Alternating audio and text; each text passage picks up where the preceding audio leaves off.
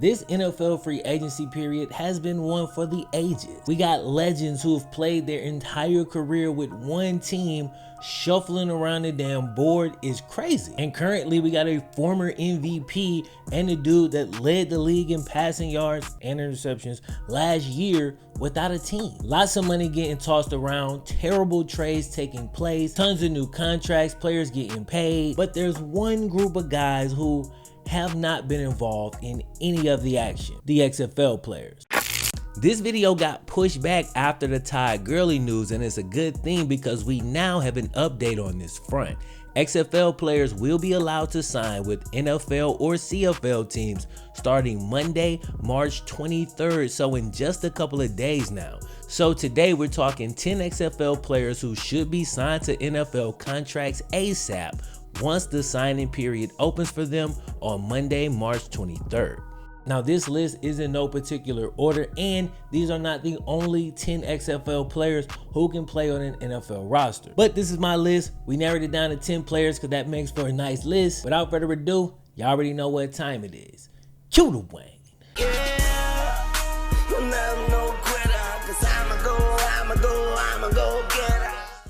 Donald Parham, tight end, Dallas Renegades. Donald Parham is a 22-year-old, 6'8", 240-pound tight end, and even at that size, dude is surprisingly nimble and can really make guys miss. He's a force on underneath routes because he's a huge target and shows the ability to run after the catch. Also, as you might expect given his frame, dude's a terror down the field as he can jump up and make plays over linebackers, and he's a force in the red zone too. You can line him up in a slot and it creates hella mismatches. And this dude running a seam route has to be a terrifying thing for defenses. He finished the shortened XFL season with the 3rd most receiving yards in the league, but you got to take into account Landry Jones was hurt for most of the season, and he really didn't have the best quarterback play for the majority of the time. But in the right system in the NFL, this dude could be a problem. I wouldn't be surprised if he went from one Dallas team to another, as Jerry Jones should get a man a call. Next up, we got Nelson Spruce, wide receiver, LA Wildcats. This dude can flat out play football straight up. Injuries have really hurt his career, and ironically, he also got hurt in the XFL as well. So if anything holds him back, it could be that, but his skill set at receiver is vast. He's 6'1", 210 pounds, and he can play outside, but was really good in the slot as well, thanks to his ability to work across the middle of the field. He understands how to find space, he's got great quickness, and when you couple that with his size, ability, and willingness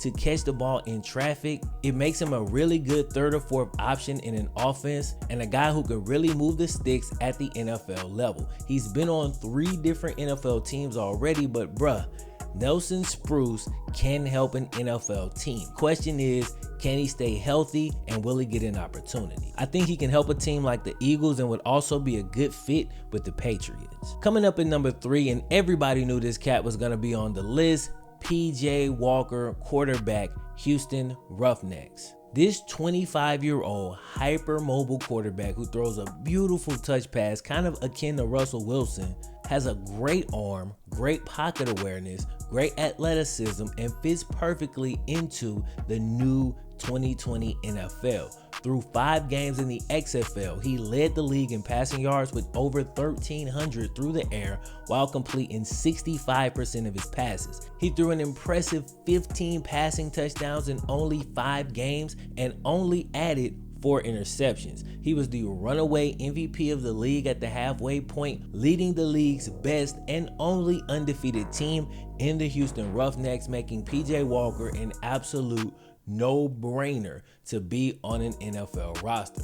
I feel like he'd be a great backup for Deshaun Watson, and that would keep him in Houston, but in light of recent events, I'd rather see him somewhere else, okay? He'd be good in a backup role for several teams: Ravens, Seahawks, Cardinals, the Bills, or any team that has a quarterback that moves around.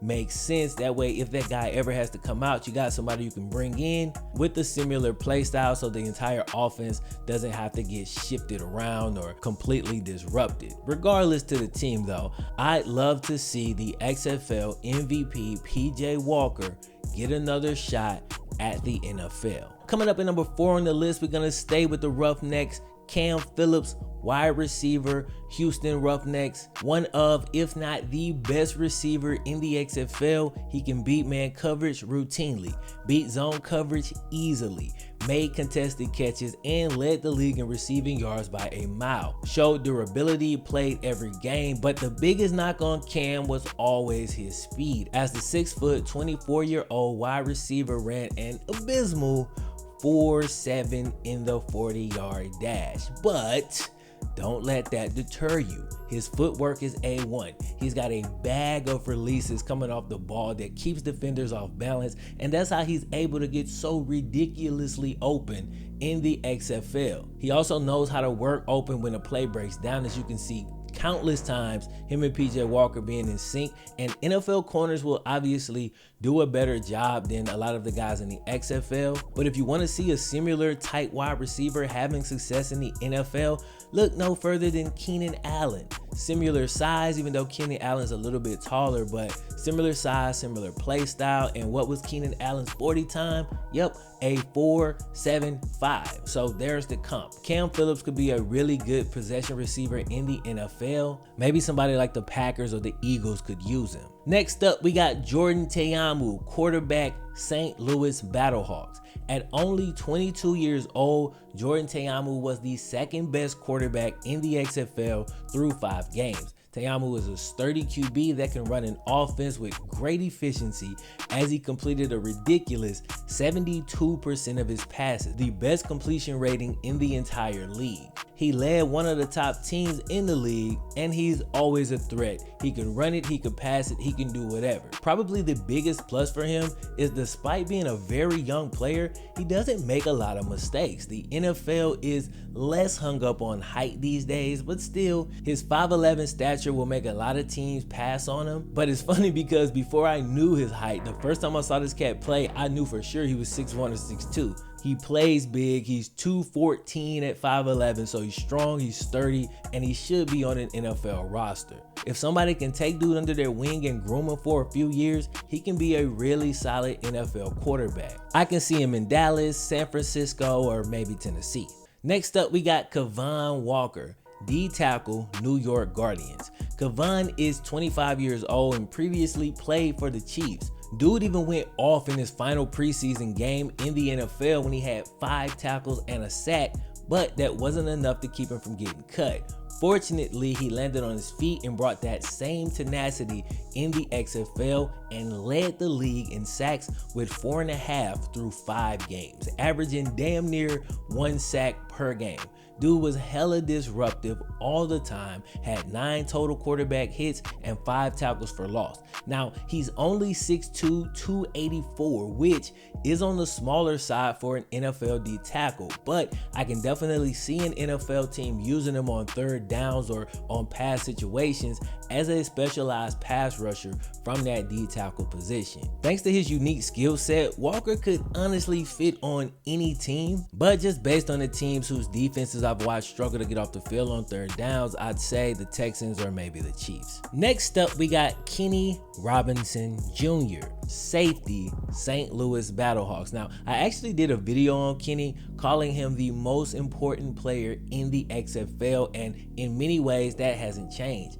Kinney was the only player in the league who had college eligibility left, and he had a great 2008 season at West Virginia, but he fell out of good academic standing, and instead of transferring and sitting out a year, he decided to join the XFL. He put some good things on tape and came away with 2 interceptions, a sack, and 21 tackles, but the biggest thing about Kinney is the fact that he's only 21 years old, making him among the youngest players in the XFL. He's got tons of upside and tons of room to get better. Now, Kinney's situation is a little bit different than the rest of the players on this list. In January, he was declared draft eligible by the NFL. Based on my understanding, any player that the league declares draft eligible has to go through at least 1 NFL draft before a team can sign them. So assuming my understanding is correct, Kinney will have to wait to go through the draft process. Some people are saying that he may be a day 3 selection, maybe a 6th or 7th round pick at this point. At the same time, there are others saying they would not be surprised if he went on day 2. So regardless to where he's drafted or if he's drafted, regardless to all of that, Kinney Robinson Jr. definitely belongs in the NFL, and I think he'll be there soon. And if he ends up getting there through the NFL draft, we can start seeing more players with college eligibility left.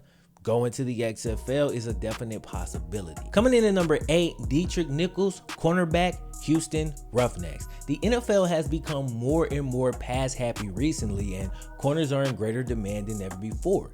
Enter Detrick Nichols, the XFL interception leader with 3 through only 5 games. He doesn't have great size at 5'9", 185, but he played the majority of his snaps in a very important spot, slot or nickel corner, a very important position, and not every corner has that skill set. Detrick also showed a nose for the ball, averaging just under 5 tackles per game, and even put some blitzing on tape with 1 sack and a couple quarterback hurries. Add that to his league-leading 3 interceptions and 6 pass deflections, and you got a pretty nice and productive player. He's previously spent the season with the Cardinals before being cut after a year, so he does have a little bit of NFL experience, and the 25-year-old did his thing in the XFL and should get another opportunity in the big league. Detrick would work well with anybody who needs that nickel cornerback, so I'll say the Vikings, who just lost their nickel cornerback in free agency. All right, coming in at number 9, Trey McBride, wide receiver,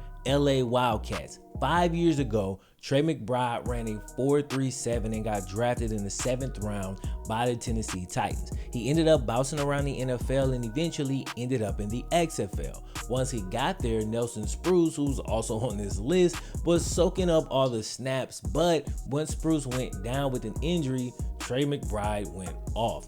In only 3 full games, he caught 4 touchdowns and jumped up to 5th in the league in wide receiver yards. Dude's still a deep threat at 27 years old and showed dramatically improved ball skills in the XFL. Maybe his speed gets him another shot. The Ravens need guys, the Eagles need guys, the Patriots need guys, the Jets, the Colts, tons of teams that can use some wide receiver help, and having a guy who can take the top off the defense is always a plus, as he doesn't have to be super productive to have an impact on the game. All right, man, before we get to number 10, I do have an honorable mention, so technically 11 guys, but I want to send a shout out to Nick Holley, slot receiver, Houston Roughnecks, one of those Kent State hybrids that can do everything, similar to a Josh Cribbs or a Julian Edelman. Line him up in the backfield, put him in a slot. I'm sure he can play special teams. Just put him on the field, all right, and he'll get things done. I gotta say, he's the quintessential Bill Belichick type player. He didn't have crazy stats, but he can fill that slot wide receiver role on any team, be a bit of a gadget player, as I believe he played some quarterback in college, and just do a little bit of everything. Him and his twin brother Nate Holley were both in Rams camp a couple years back, so if we don't see Nick get another shot in the NFL, maybe he teams up with his brother over in the Canadian League. Coming in at number 10, and like I said, these are in no particular order, but I had to show some love to the offensive line. Storm Norton, offensive lineman, LA Wildcats. You wouldn't expect to find a really good offensive line in the XFL due to the obvious huge demand for good offensive linemen in the NFL. Storm Norton, though, 6'8", 310 tackle, who most experts believe was far and away the best lineman in the XFL. He's been on 2 different NFL rosters in the past, but only played in 1 actual game. Still, the fact that he's trying to transition back into the NFL means you can get him for pretty cheap and at least bring him in to compete and give your roster some depth at the position. You got plenty of game film to watch him dominate in the XFL. Dude's huge, he's got a great center of gravity, strong as an ox, and he's a high effort player. I can definitely see him getting another shot in an NFL camp, and if he gets that shot, hopefully he can make the most of it this time. All right, man, I hope y'all enjoyed the video. If you did, do not forget, bro, click the thumbs up button, subscribe if you're brand new, maybe go watch some other videos on the channel. We got tons of What Happened To's, tons of XFL stuff. We got content for days, bro. Anyway, my name is Flinlow Raps. I'm out at y'all next time, fellas.